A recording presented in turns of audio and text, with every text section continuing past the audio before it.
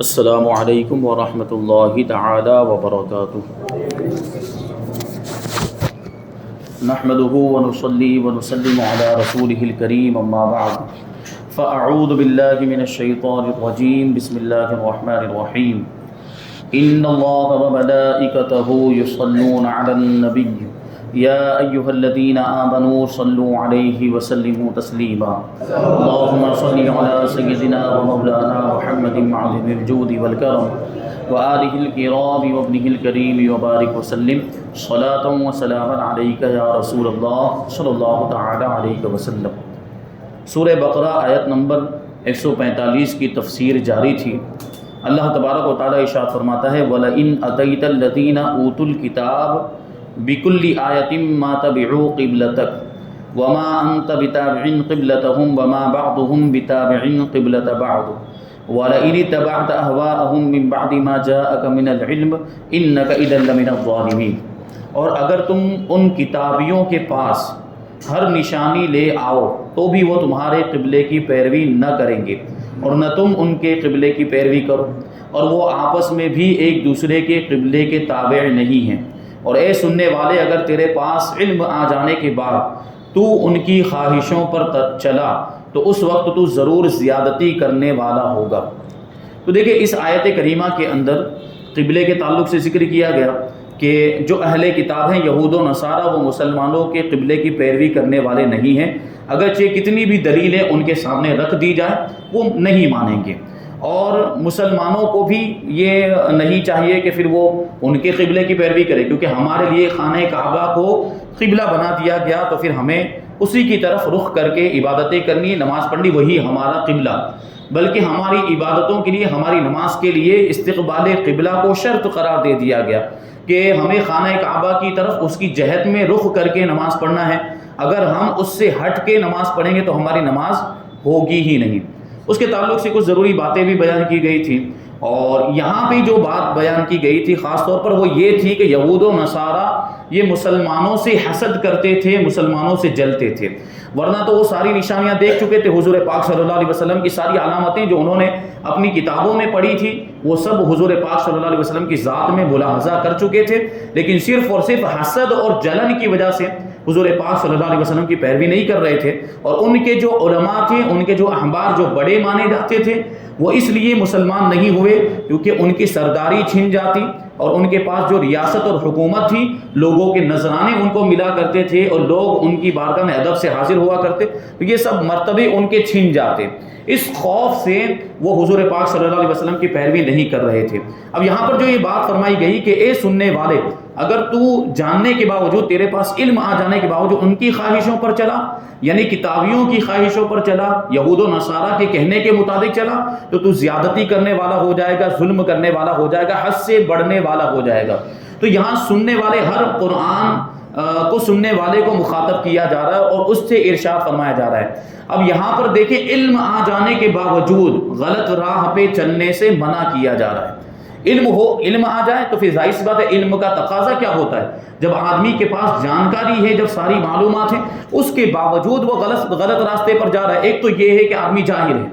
اس کے پاس علم نہیں ہے، اس کے پاس معلومات نہیں ہے، اور معلومات نہ ہونے کی وجہ سے غلط راہ پر چلا جاتا ہے، تو غلط راہ پر جانے کا اور گناہ کے کام کرنے کا اس کو گناہ تو ملے گا، لیکن اس کے پاس ایک مجبوری ہے، اس کے پاس ایک عذر ہے، وہ یہ کہہ سکتا ہے کہ میرے پاس معلومات نہیں تھی، بہرحال اس کو گناہ تو ہوگا، لیکن عالم علم ہونے کے باوجود، جانکاری ہونے کے باوجود گناہ کا کام کرے، غلط کام کرے، تو یہ کتنا بڑا جو ہے کہ زیادتی والا کام ہوا کرتا ہے۔ تو بتاتے ہیں کہ اس سے معلوم ہوا کہ عالم کا گناہ جاہل کے گناہ سے زیادہ خطرناک ہے،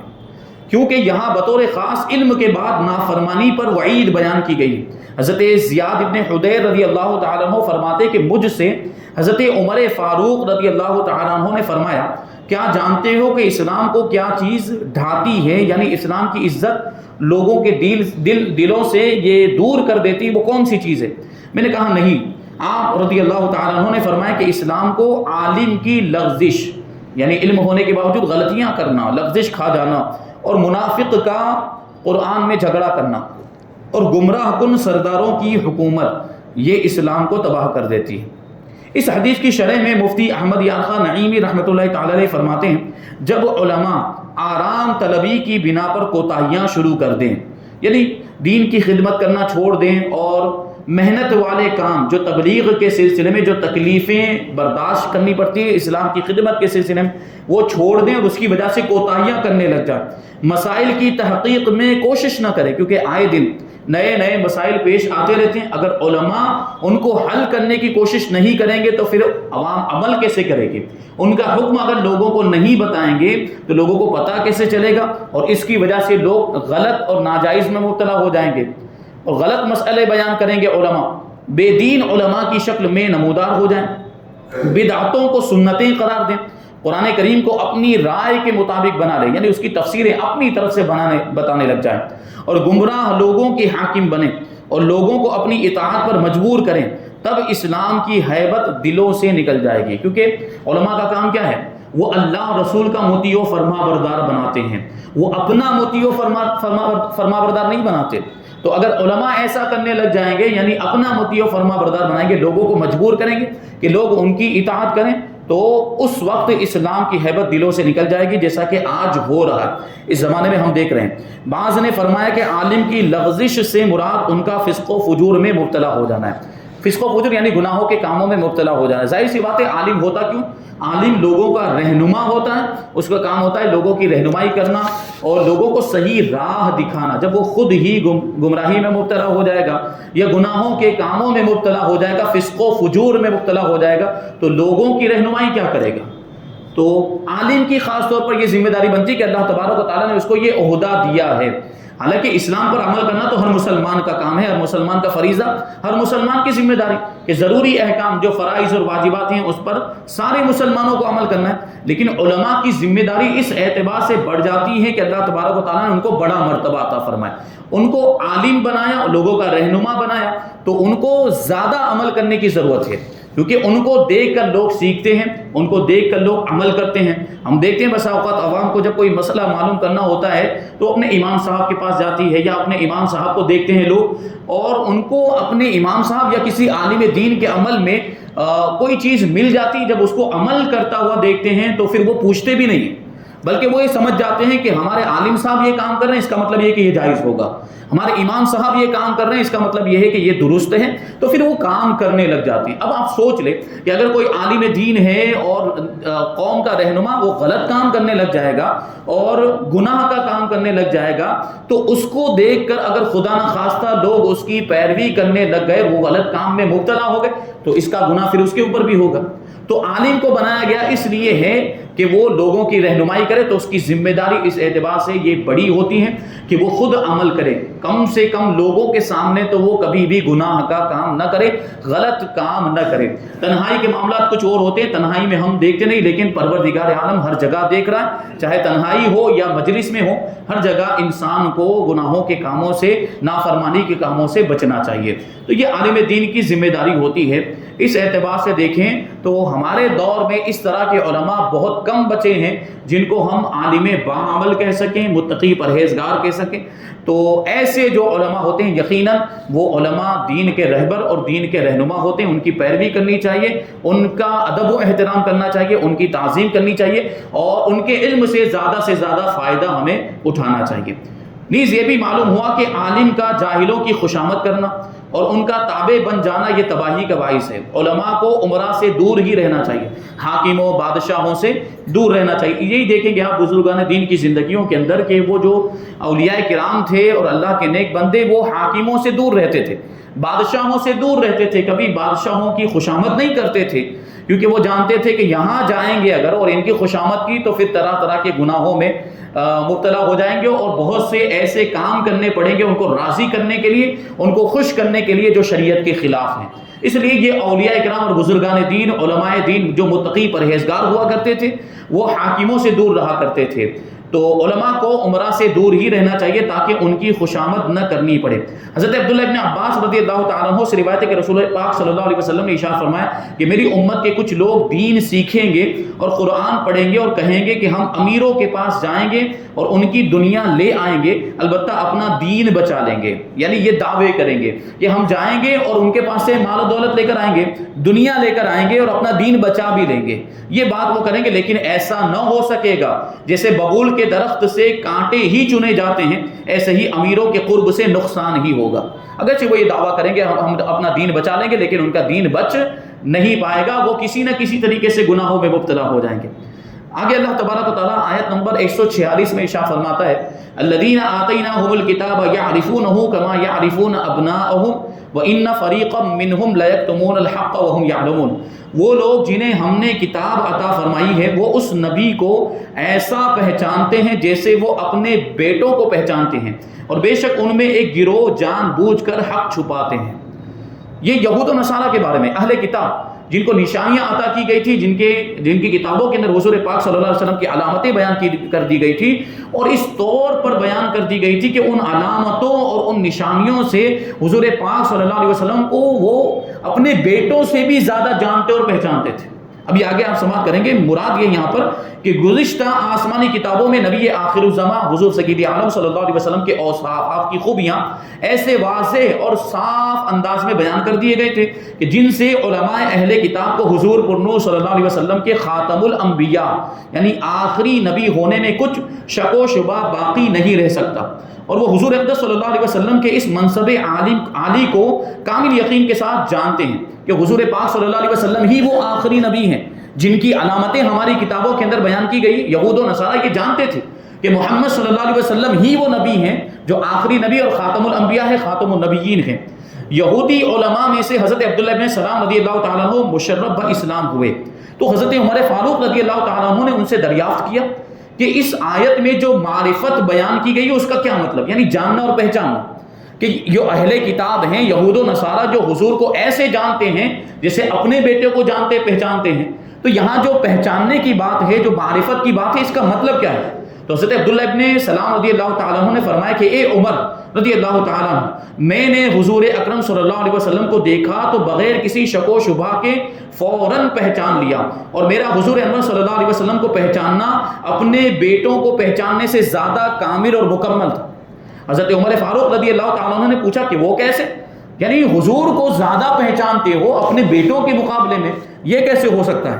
کیونکہ بیٹا تو ظاہر سی بات ہے آدمی کا جز ہوتا ہے، انسان کا حصہ ہوتا ہے، وہ اپنے بیٹے کو عام طور پر چونکہ اس سے زیادہ قرب ہوتا ہے، زیادہ نزدیکی ہوتی، اپنے بیٹے کو جانتا ہے۔ حضور پاک صلی اللہ علیہ وسلم تو حضرت عبداللہ ابن سلام کے رشتہ دار نہیں تھے، لیکن وہ کیا کہہ رہے ہیں کہ میں نے حضور کو اپنے بیٹوں سے زیادہ جانا۔ حضور کی جو معرفت تھی وہ اپنے بیٹوں کی معرفت سے زیادہ کامل و مکمل تھی۔ یہ کیسے انہوں نے فرمایا؟ تو حضرت فاروق اعظم رضی اللہ تعالیٰ عنہ نے یہی سوال پوچھا۔ انہوں نے کہا کہ سید المرسلین صلی اللہ علیہ وسلم کے اوصاف تو ہماری کتاب توریت میں اللہ تعالیٰ نے بیان فرمائے ہیں، جبکہ بیٹے کو بیٹا سمجھنا تو ضرور عورتوں کے کہنے سے ہوتا ہے، یہ صرف عورتیں بتاتی ہیں۔ ظاہر سی بات ہے اس کی بیوی نے کہا ہوگا کہ یہ آپ کا بیٹا ہے، کیونکہ ہو سکتا ہے وہ جھوٹ بھی بول رہی کسی اور کا بیٹا ہو، تو بیٹے کو بیٹا سمجھائے، بیٹے کو بیٹا جانا ہے عورتوں کے کہنے سے سمجھائے، جبکہ نبی پاک صلی اللہ علیہ وسلم کو آخری نبی مانا، یہ کس کے کہنے سے مانا؟ اللہ تبارک و تعالیٰ کے کہنے سے مانا۔ تو عورتوں کی بات زیادہ مضبوط ہوگی یا پروردگار عالم کی بات زیادہ مضبوط ہوگی؟ ظاہر سی بات ہے پروردگار عالم اللہ تبارک و تعالیٰ کی بات زیادہ مضبوط ہے، اس لیے انہوں نے یہ بات کہی تھی کہ حضور کو آخری نبی جاننا، اس کی جو معرفت ہے یہ اپنے بیٹوں کی معرفت سے بھی زیادہ کامل اور مکمل ہے۔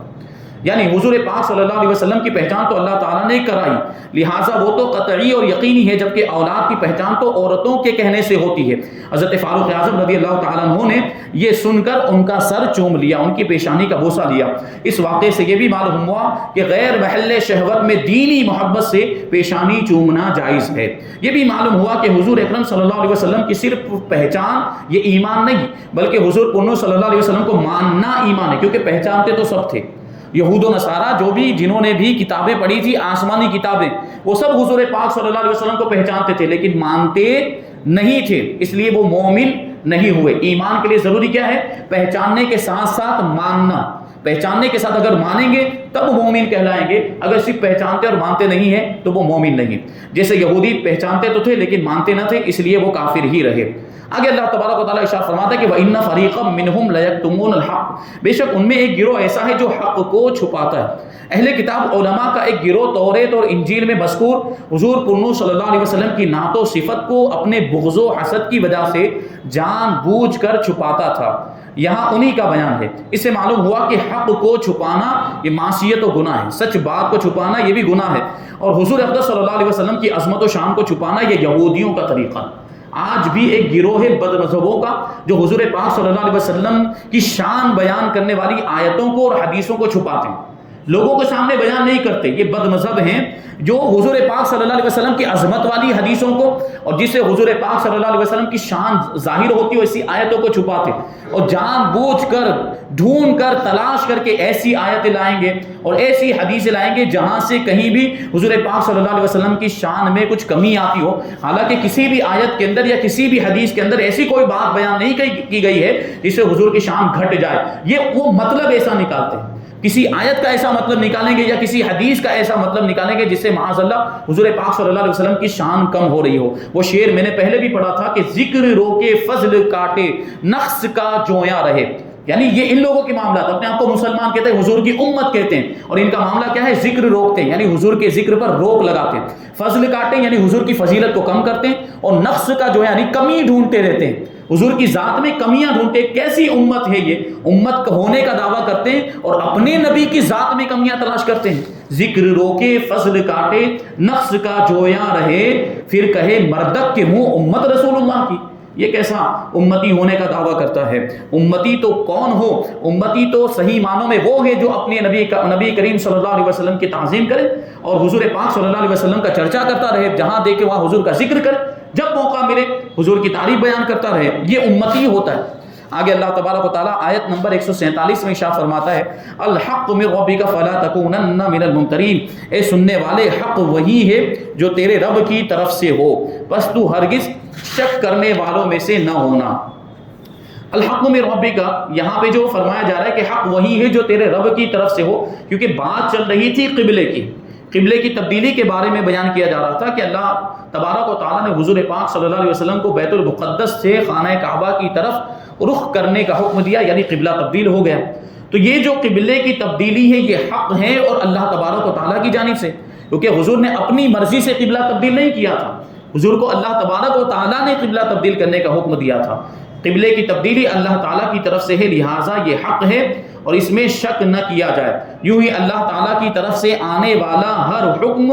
حق ہی ہوا کرتا ہے، اگرچہ اس کی حکمت ہمیں سمجھ میں آئے یا نہ آئے، یعنی کیوں کیسے کے چکر میں نہیں پڑنا چاہیے۔ اللہ تبارک و تعالیٰ کے جو بھی احکام، شریعت کے احکام ہمارے سامنے آئیں، ہمیں انہیں مان لینا چاہیے، سر تسلیم کو خم کر دینا چاہیے۔ آج بات یہی کہ جو آزاد خیال لوگ تھوڑا سا زیادہ پڑھ لکھ لیتے ہیں، دنیاوی اعتبار سے دنیاوی تعلیم حاصل کر لیتے ہیں، تو اپنے ہی مذہب پر اعتراض کرنے لگ جاتے ہیں، دین اسلام پر سوال اٹھانے لگ جاتے ہیں کہ دین میں ایسا کیوں، اسلام میں ایسا کیوں، یہ بہت سخت حکم بیان کیا، اس کو تھوڑا آسان ہونا چاہیے، اس طرح کی باتیں کرتے ہیں۔ تو یہ جو سارے احکام ہیں یہ اللہ تبارک و تعالیٰ کے دیے ہوئے، رسول پاک صلی اللہ علیہ وسلم نے ان احکام کو ہم تک پہنچایا، تو ان میں کیا حکمتیں وہ ہم نہیں جانتے، بس ہمارا کام کیا، مومن کا کام کیا، ایمان کا مطلب یہ ہوتا ہے مان لینا۔ جب حضور نے ہمیں کہہ دیا اور یہ بات ہمیں حضور کے حوالے سے قطعی اور یقینی طور پر ہم تک پہنچ گئی ہے، تو پھر ہمیں سر تسلیم خم کرنا ہے، یہی اسلام ہے اور اس پر ہمیں عمل کرنا ہے۔ تو ہماری سمجھ میں آئے یا نہ آئے لیکن ہمیں ماننا ہے،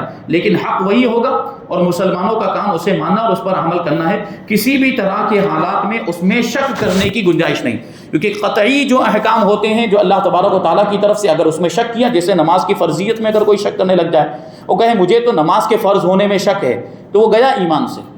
روزے کے فرض ہونے میں اگر شک کرنے لگ جائے اور کہنے لگے کہ روزہ فرض ہے کہ نہیں، مجھے یہ سمجھ میں نہیں آتی بات، اپنی عقل کے گھوڑے دوڑانے لگ جائے اسلام کے احکام کے اندر، تو پھر اس کے ایمان کا بھی خطرہ ہو جاتا ہے اور بسا اوقات وہ دائرہ اسلام سے باہر ہو جاتا ہے۔ اللہ تبارک و تعالی ہم سب کو ہدایت عطا فرمائے اور اللہ تبارک و تعالی ہم سب کو احکام اسلام کو جاننے، ماننے، پہچاننے اور اس پر عمل کرنے کی توفیق عطا فرمائے اور نور قرآن سے ہم سب کے دلوں کو روشن اور منور فرمائے۔ وما علینا الا البلاغ۔